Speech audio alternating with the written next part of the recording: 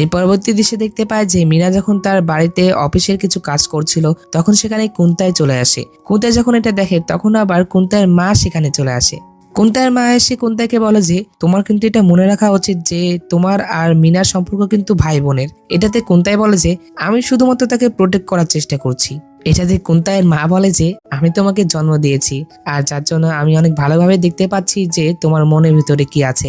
আমি তোমাকে পুলিশ একাডেমিতে অনেক ভালো পারফর্ম করতে দেখেছি। আমি তোমাকে পুলিশের ড্রেসে দেখতে চাচ্ছিলাম কিন্তু তুমি এটা পূরণ করলে না। তবে যাই হোক তুমি তোমার লিমিটস জানো, যার জন্য আমি আশা করি যে তুমি তোমার সীমার মধ্যেই থাকবে। তো কুন্তাইয়ের মা সেখান থেকে চলে গেলে তখন মিনা কুন্তাইয়ের কাছে আসে আর তাকে বলে যে আচ্ছা তুমি কি আমার বাবার অ্যাক্সিডেন্ট করিয়েছো নাকি? এটাতে কুন্তাই বলে যে তোমাকে কি কেউ কিছু বলেছে?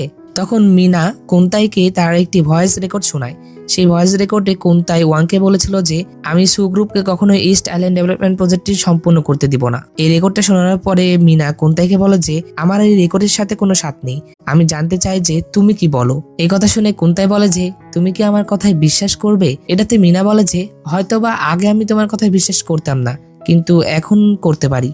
এটাতে কুন্তাই বলে যে আমি চাই যে তুমি কারোর উপরে বিশ্বাস না করো। পরবর্তী দিন দেখতে পায় যে মিনার কাছে জিহান এসেছিল। জিহান এসে তাকে তার বাবার অ্যাক্সিডেন্টের ইনভেস্টিগেশনের রেজাল্ট এনে দেয় আর সে তাকে এটা দিয়ে বলে যে তোমার বাবার গাড়ি একটি অ্যানিমেলের সাথে ধাক্কা লেগেছিল আর এই জন্যই তার অ্যাক্সিডেন্ট হয়েছিল। এটাতে মিনা বলে যে আমার মনে হচ্ছে আমার বাবাকে কেউ ইচ্ছে করেই অ্যাক্সিডেন্ট করিয়েছে। এটাতে জিহান বলে যে তোমার বাবার অ্যাক্সিডেন্ট আনডেভেলপড ইস্ট আইল্যান্ডে হয়েছিল। তখন জিহান মিনাকে নিয়ে সেই অ্যাক্সিডেন্ট স্পটে যায়। তখন সেখানে মিনা